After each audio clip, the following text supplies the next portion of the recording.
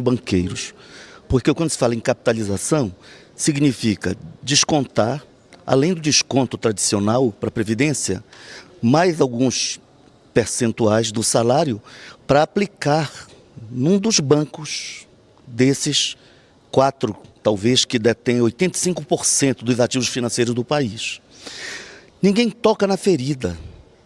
Hoje, há uma dívida de 450 bilhões das empresas, tipo Vale, que é uma das maiores devedoras, essa responsável por esse crime que aconteceu novamente em Minas Gerais, mas que atua no Pará também, com dezenas de barreiras, infernizando a vida das comunidades tradicionais, colocando em risco a vida do povo e o equilíbrio ecológico. Então essas empresas têm que pagar, mas o governo fecha os olhos, porque essas empresas financiam as campanhas de grande parte de deputados e senadores. Da mesma forma, se nós pegarmos a estrutura do orçamento anual, quase 1,2 trilhões dos 3,38 trilhões aprovados em dezembro de 2018, orçamento 19, estão para refinanciamento da dívida. Só que 400 bilhões quase é para pagamento de juros e amortização da dívida. Enfim, é o sistema financeiro rico e querem aprovar uma proposta que se confirmar o que foi vazado para a imprensa, num país, o estado de São Paulo, por exemplo, o deputado conhece bem, Capão Redondo, a expectativa de vida é de 54 anos apenas, não é de 78, como as pessoas mais ricas, de melhor renda, até alcançam. Não, 54 anos de vida e querem dizer que o cara só pode se aposentar aos 65. Então, querem cometer um crime, acabar com o direito do trabalhador. Porque se fala aqui nas elites, na verdade, tira-se o direito do trabalhador a uma aposentadoria ou uma pensão. Aliás, aquele que não teve carteira assinada ou um cargo público, sequer um salário mínimo vai ganhar. Isso é uma vergonha. Deputado Kim, resolver a questão das dívidas poderia diminuir ou resolver o impacto, esse impasse, esse problema da Previdência? Ia diminuir praticamente nada e resolver jamais, porque isso, ainda que a gente conseguisse pegar todo o dinheiro que as empresas devem, 1/3 são empresas que já faliram, que já nem existem mais. Como é que você vai cobrar um fantasma que não existe, né? Ninguém aqui é caça-fantasma para ficar indo atrás de espírito que não existe. Corte rápido. Segundo, o outro terço está na justiça, sendo discutido. O Poder Executivo não pode fazer absolutamente nada e se fizesse seria autoritário, né? É absolutamente indesejável que um poder interfira no outro numa república. E a outra parte já está sendo cobrada pelo Poder Executivo. Mas ainda que essa dívida fosse paga, você pagaria 1 ano de rombo. E depois, é uma questão recorrente, é uma dívida obrigatória, não é uma questão de caixa pontual. Não adianta você pagar 1 ano e depois vai tirar de onde esse dinheiro, né? E pelo contrário, não é direito nenhum do mais pobre que está sendo tirado. O sistema atual, só 3%, e isso recomendo até ao deputado que compareça aos cursos da Câmara, que têm sido muito bem ministrados, e parabenizo o corpo técnico da Câmara, que nos demonstrou que só 3% do dinheiro da Previdência vai para a camada mais pobre da população, 97% vai para a camada mais rica. Ou seja, na minha humilde opinião, o parlamentar que, conhecendo profundamente a proposta, votar contra essa proposta, está simplesmente defendendo o próprio privilégio, porque aqui na Câmara a gente tem um sistema de repartição simples que é diferente do de repartição geracional. Pergunta para qualquer um desses deputados que são contra a reforma da Previdência se eles abriram mão da aposentadoria parlamentar deles. Nenhum deles abre mão. Eu abri mão mesmo sendo a favor da reforma. Eu abri mão para dar exemplo, para poder falar, para poder ter a moral de falar, olha, eu abri mão da minha aposentadoria parlamentar, eu estou no regime geral e eu quero que seja igual para todo mundo. Então, não resolve o problema da Previdência. A questão da dívida é uma questão gravíssima sim e fica ainda pior se a gente não pagar o rombo da Previdência. Por que existe dívida? Porque o governo gasta. Porque o governo gasta porque você não tem superávit primário. Se você não tem superávit primário, é justamente por causa do rombo da Previdência que você pegar hoje todo o gasto com saúde, educação, segurança interna e externa, diplomacia, tudo, cada hospital, essa Câmara dos Deputados, o Senado, pega todo o gasto que a gente tem. Vamos vender tudo, vamos parar de gastar com tudo. Ainda não dá para pagar o quanto a gente gasta com Previdência. É esse o tamanho do problema e é uma questão matemática, não é uma questão ideológica. Não interessa se você é de esquerda ou de direita, dinheiro não nasce do chão. Tá porra, menor! Deputado Edmilson, tem como resolver se não for assim? A questão é matemática, mas é ideológica. Ai, que burro, dá 0 para ele. Quer ver uma coisa?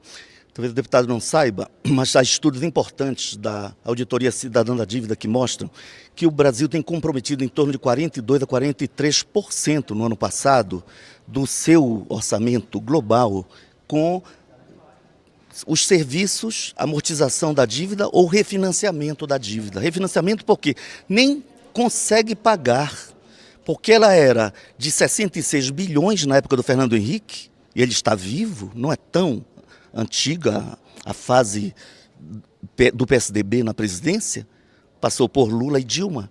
E hoje, de 66 bilhões, 68, nós já estamos com uma dívida de mais de 5 trilhões, superou o orçamento, já está batendo o produto interno bruto, ou seja, toda a riqueza produzida do país.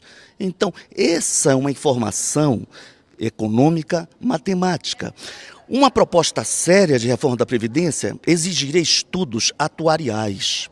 Os cálculos atuariais são cálculos complexos, que curso de aperfeiçoamento aqui na Câmara não ensina. Então não adianta querer posar de conhecedor das coisas e ficar falando besteira.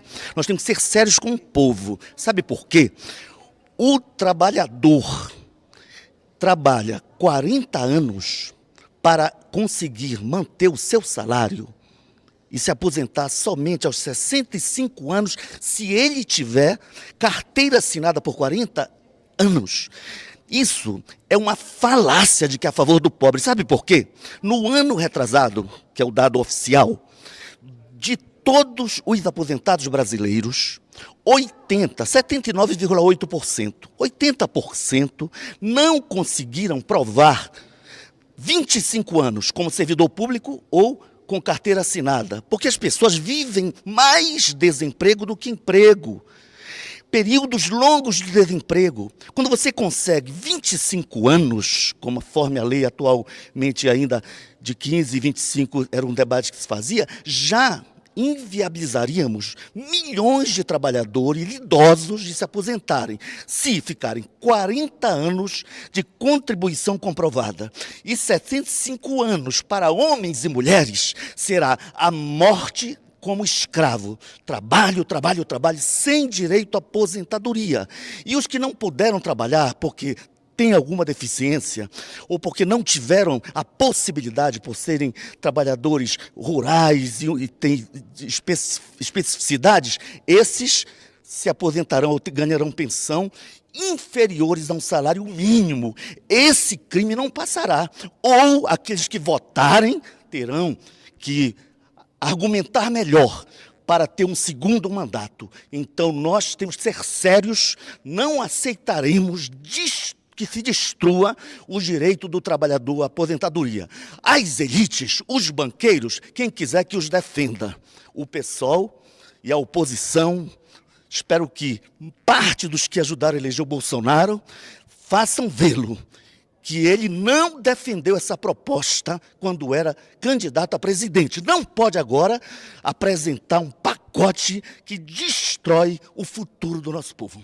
E não é a única proposição polêmica desse início de legislatura, né? A gente está aí também com a discussão da lei anticrime, que o ministro Sérgio Moro já está trazendo aqui para a Câmara, com uma série de questões, tanto atacando aí o crime violento, como também tentando atacar o crime de corrupção. Muitos pontos polêmicos também, a questão da prisão em segunda instância, também a progressão de regime. Deputado Kim Kataguiri, como é que vai ser a negociação desse projeto aqui na Câmara? Olha, difícil te dar um panorama geral de todos os aspectos que vão ser considerados. Na minha opinião, aliás, até fazendo uma pequena, se você me permite, uma pequena correção, numa imprecisão, na verdade não é uma lei anticrime, é um pacote que possui legislação tanto de leis ordinárias como de leis complementares que vão fazer essa modificação na legislação brasileira. Na minha opinião, é até um pacote brando demais em diversos pontos, né? Eu discordo de alguns pontos que foram colocados pelo ministro Sérgio Moro, mas da parte em que você combate o crime organizado, que você isola membros de facções criminosas em prisões de segurança máxima, daquelas que você aumenta a necessidade ou a rigidez da progressão de pena para aqueles que cometeram crimes com grave violência, concordo 1000%. Não tem como a gente combater o crime se a gente continuar punindo crimes graves, estupros, homicídios, latrocínios de maneira branda. Se simplesmente cumprindo 1/6 da pena ele já conseguir sair do presídio. Eu acho que indo além da legislação que existe hoje, tem de se cumprir a pena dentro do presídio, e uma sugestão que eu mesmo dei ao ministro na reunião que a gente teve semana semana passada foi de que a gente adotasse um modelo que é o melhor, tanto em termos de punição como em termos de ressocialização, que é o único de parceria público-privada que a gente tem no Brasil, que é o de Ribeirão das Neves, em Minas Gerais, onde basicamente os presos têm a oportunidade de aprender um trabalho lá dentro, sustentar a própria família, sustentar os próprios custos, indenizar a vítima, tem escolas lá dentro e o menor índice de reincidência do país, porque ele sai de lá muitas vezes empregado, ele aprendeu, a sua mão de obra saiu qualificada, o empresário de lá dentro mesmo já sai, já emprega aquele trabalhador que ele viu trabalhando, que ele sabe da sua competência, que ele sabe da sua correção, então não existe motivo para ele voltar ao crime. E essa foi a sugestão que eu levei e acho que deve ser levado mais em frente. Acredito que para a maior parte das propostas não deve haver problema de aprovação aqui na Câmara, porque a maior parte se trata de projeto de lei ordinário, né, que só precisa de maioria simples. Deputado Edmilson, o senhor concorda? Já conheceu um pouco desse pacote de projetos? Olha, o pacote, toda vez que se fala em combate ao crime, todo mundo deve ser a favor, né? Quem é que não quer a investigação do Flávio Bolsonaro? Quem não quer entender por que um motorista, assessor dele, que foi assessor do atual presidente Bolsonaro, consegue em 3 anos abocanhar 7 milhões? Você, como funcionária da Câmara, nenhum deputado consegue ter 7 milhões assim, líquido, vendendo Passat do ano 70, carro usado, não tem. Quem não quer investigar, por exemplo, até o empréstimo que o presidente fez para alguém que tem 7 milhões, ainda precisa de 40 mil emprestado, né? A ponto de submeter a sua esposa para receber o pagamento informal na sua conta. Então tem muita coisa inexplicada. E crimes passados. Quem não quer saber por que o ministro que hoje vai assumir aqui, do turismo, se realmente praticou a prática do laranja, de colocar candidatas, o partido repassa fundos públicos, 60 mil, e a mulher tem que devolver candidata 50 mil para sua campanha. Tudo isso tem que ser investigado. Então vamos combater o crime. Acontece que não há uma proposta, por exemplo, para conter a violência contra a juventude negra da periferia. Dos 888 mil assassinatos violentos no ano passado, assassinatos, mortes violentas como se classifica, 70% são classificados como jovens negros. Então, e não há política para isso? Então, propõe-se aumentar as penas com o armamento flexibilizado. Certamente, os crimes de feminicídio e a violência contra essa população mais carente aumentará. Nós temos um caos no sistema penitenciário. Se hoje as cadeias já não dão conta dos presos, nós vamos agora ter, por mais tempo, mais gente presa. E não se pensou nada disso.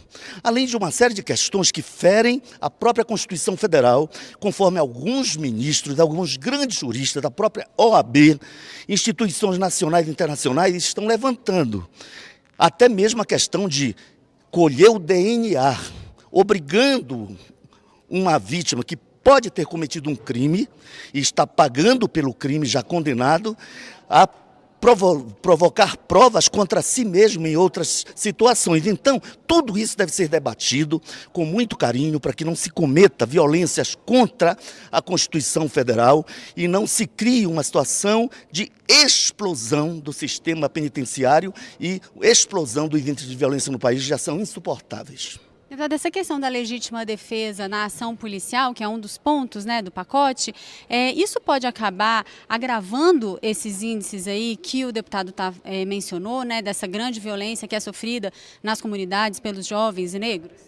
Pelo contrário, o que você vê no pacote, aliás, até corrigindo uma imprecisão do deputado, não há aumento de pena, não há modificação nesse sentido de aumento de pena no Código Penal. A maior parte das modificações são no Código de Processo Penal, são questões de procedimento e na lei de execuções penais. Então, para você falar sobre um projeto, é importante que você leia o projeto e você conheça cada um dos projetos para você falar com propriedade dele. Então, antes de qualquer coisa, existe sim a política pública para conter homicídios contra a juventude negra, contra a juventude branca, contra a juventude anã, asiática, transexual, porque o homicídio é o mesmo para todo mundo e a progressão de regime também dentro do Código de Processo Penal é a mesma para todo mundo. A partir do momento que você modifica e enrijece a punição para todo mundo que comete todo esse tipo de crime, inclusive os crimes cometidos por policiais, que a gente sabe que nenhuma instituição é santa, nenhuma instituição é imaculada, tá? Imune a erros, existem falhas em todas as instituições, aqui na Câmara, na Polícia, na Presidência da República, enfim. mesmo. E mais, existem medidas sim para combater